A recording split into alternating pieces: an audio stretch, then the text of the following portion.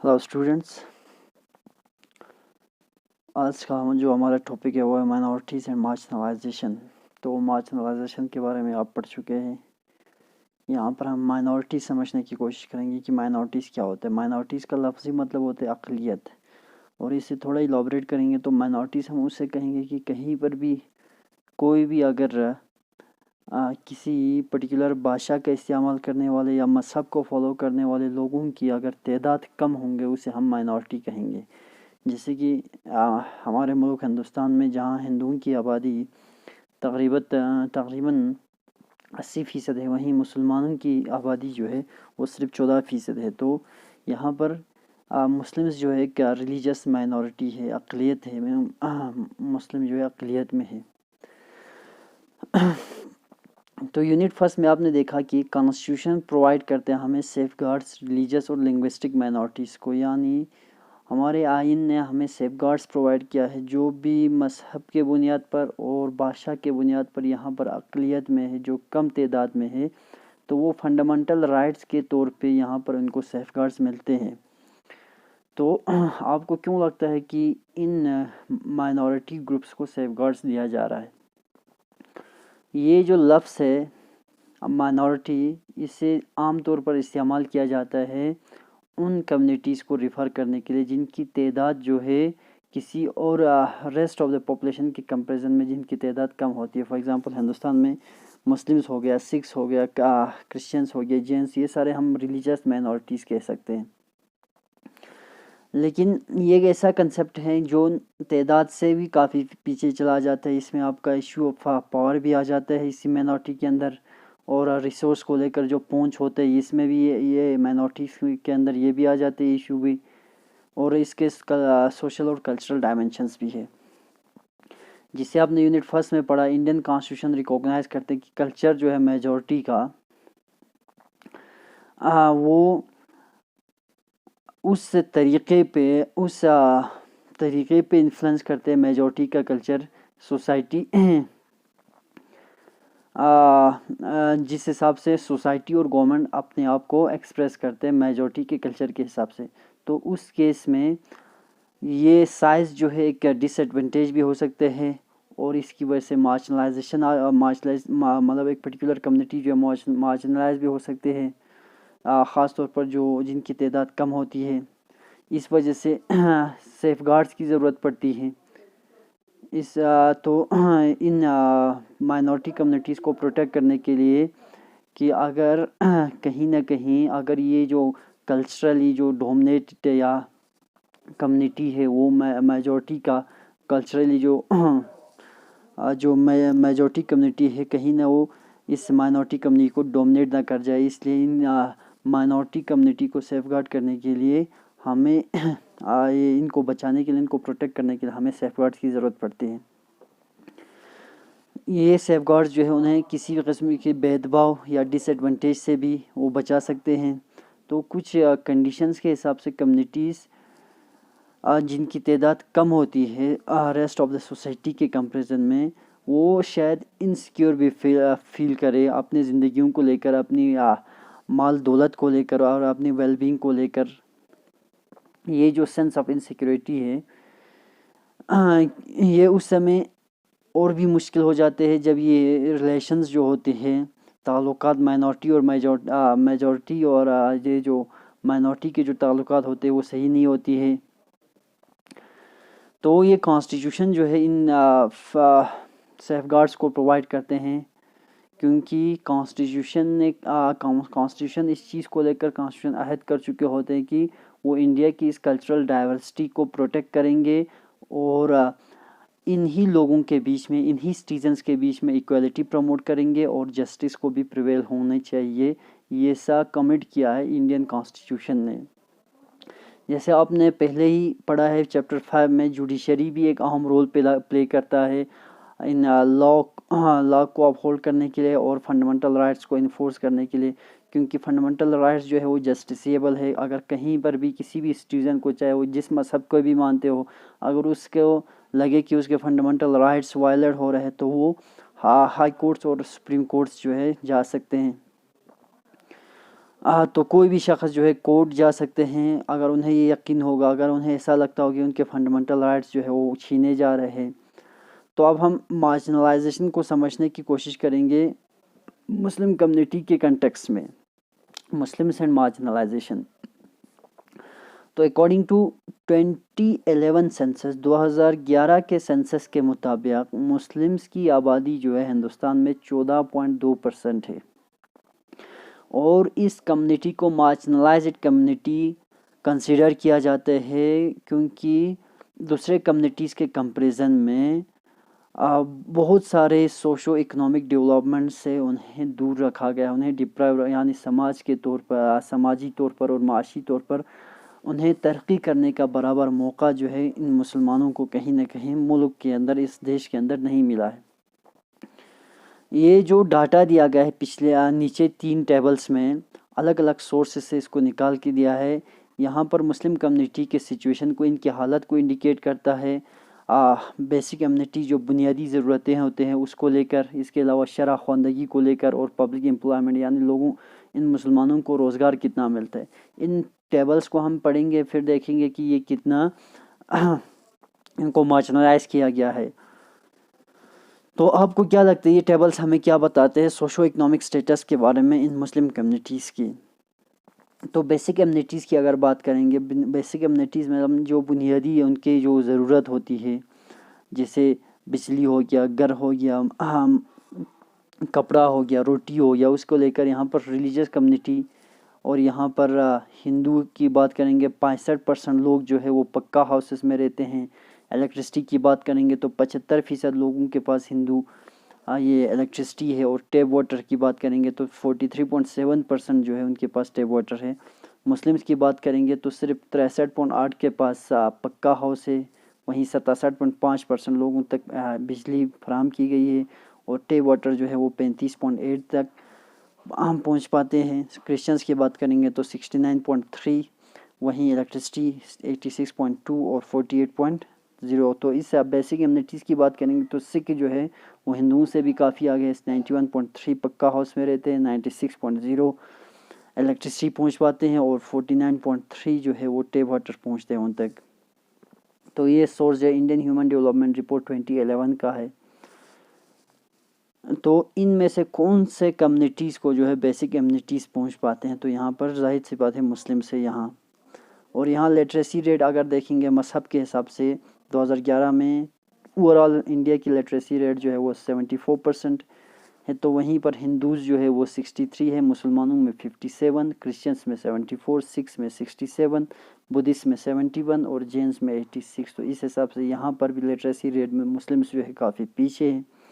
Public employment की बात करेंगे परसेंटेज के हिसाब से तो मुस्लिम जो है टोटल उनकी पॉपुलेशन जो है वो 13.5% है, उसमें से कुछ 3% जो है वो IAS बन पाते हैं, 4% जो है IPS बन पाते हैं, तो 1.8% जो है वो IFS।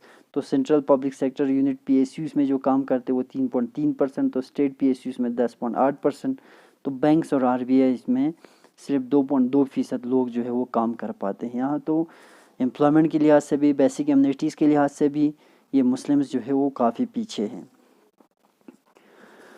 तो इस चीज़ को रिकॉग्नाइज़ करते हुए कि इंडिया के अंदर मुस्लिम्स काफ़ी पिछड़ा है, काफ़ी पीछे रह चुका है बहुत सारे डेवलपमेंट इंडिकेटर्स के हिसाब से, गवर्नमेंट ने एक हाई लेवल कमेटी सेटअप किया था 2005 में।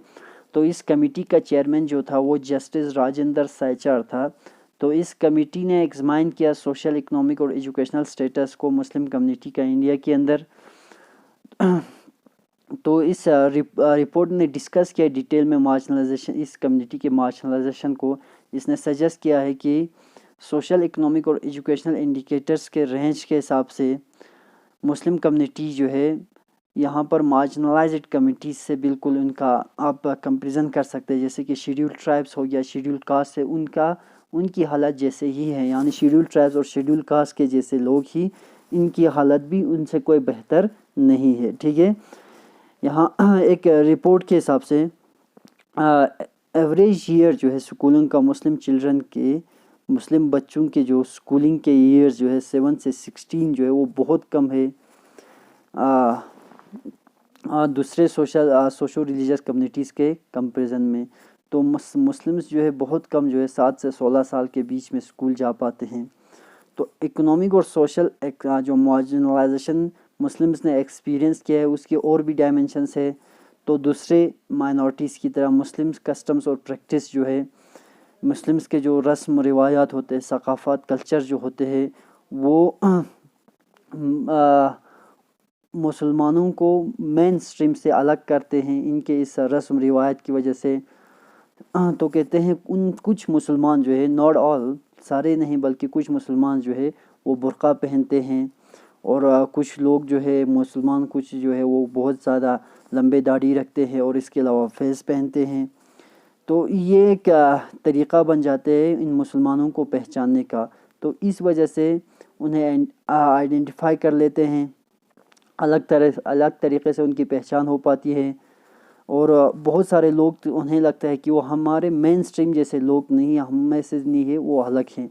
तो ये एक बहाना बन जाते हैं उनके साथ अलग गैर अनफेयरली ट्रीट करने का, मतलब गलत तरीके से उनके साथ पेश आने का एक बहाना उन्हें ये बन जाते हैं कि मुसलमान बुर्का पहनते हैं, मुसलमान दाढ़ी रखते हैं, मुसलमान इस तरह फेस पहनते हैं। तो इस वजह से इनको डिस्क्रिमिनेट किया जाता है, इनके साथ भेदभाव किया जाता है। तो क्या आपको मालूम होगा क्लास 7th में आपने एक बुक पढ़ा था कि किस तरह अंसारीज़ को मुश्किल हो रहा था कि उनकी घर जो है किराए पे देने पे किराए पे घर लेने के लिए वो कितना मुश्किल हो रहा था। ये जो सोशल मार्जिनलाइजेशन है मुस्लिम्स का कुछ इंस्टेंस में, तो अलग अलग हालात में ये जो सोशल मार्जिनलाइज किया जा रहा है मुस्लिम्स को, तो उस वजह से वो मजबूर हो गया है माइग्रेट करने पे उन जगहों को छोड़ने के लिए जहाँ पर वो रहे हैं, जहाँ पर वो पैदा हुए हैं। तो अक्सर उसकी इस कम्युनिटी की गेटोइजेशन हुआ। गेटोइजेशन का मतलब है कि अलग अलग जगहों से आकर, जहाँ हिंदू रहते होंगे, सिख रहते होंगे, बुद्धिस्ट रहते होंगे, वहाँ से ये मुस्लिम्स मजबूर होकर उन इलाक़ों में आने में मजबूर हुए जहाँ पर अपनी कम्युनिटी के लोग ज़्यादातर रहते हैं, जहाँ पर मुसलमान ज़्यादा रहते हैं। तो उसे हम गेटोइजेशन कहते हैं। गेटोइजेशन का मतलब ये होता है कि कहीं किसी एरिया में एक ही रिलीजियस लिंग्विस्टिक कम्युनिटी जो कन्फाइन होकर रहते हैं, सिर्फ वही लोग उस इलाके में देखने, उसे हम गेटोइजेशन कहते हैं। तो कभी कभार ये जो प्रेजुडाइस है, ये जो ज़िद है, इससे नफ़रत पैदा होती है और तशद्दुद पैदा होती है। ठीक है, तो इस सेक्शन में हमने ये देखा कि मुस्लिम्स कम्युनिटी जो है,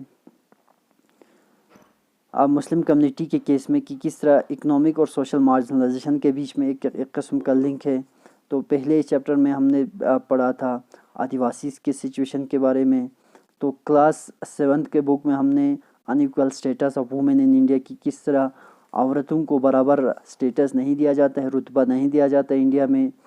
तो ये सारे एक्सपीरियंस, ये जो इन तमाम ग्रुप्स के जो एक्सपीरियंस है, ये इस चीज़ की तरफ निशानदेही करते हैं, इस चीज़ की तरफ पॉइंट आउट करते हैं कि मार्जिनलाइजेशन जो है एक कम्प्लेक्स फिनोमिना है। यहाँ पर बहुत सारे किस्म के स्ट्रेटजीज़ की ज़रूरत पड़ती है, बहुत सारे किस्म के इक़दामात की, बहुत सारे किस्म के सेफगार्ड्स की इस सिचुएशन को रिड्रेस करने के लिए। तो हम में से हर किसी ने इनकी राइट्स को इन कॉन्स्टिट्यूशन में डिफाइन किए राइट्स को प्रोटेक्ट करने की हमने कोशिश किया है, और इन लॉस को अवॉइड करने की, पॉलिसीज़ के हिसाब से चलने की। तो इनके बग़ैर जो है हम इस डाइवर्सिटी को प्रोटेक्ट नहीं कर पाएंगे, जिसकी वजह से, जिस डाइवर्सिटी की वजह से हमारी मुल्क जो एक यूनिक बनती है, एक ख़ास मुल्क बनती है।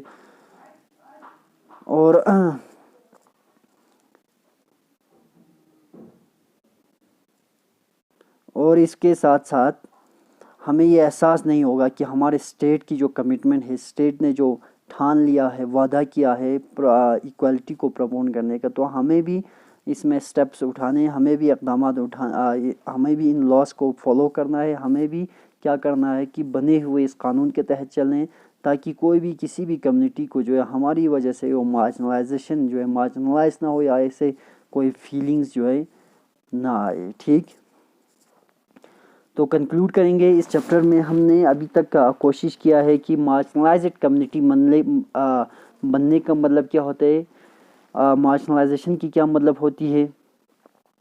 तो हमने अलग अलग मार्जिनलाइज्ड कम्युनिटीज़ के एंगल से, उनके एक्सपीरियंस से देखा है। तो हर एक कम्युनिटी के मार्जिनलाइज होने के एक ही कारण नहीं बल्कि अलग अलग कारण है।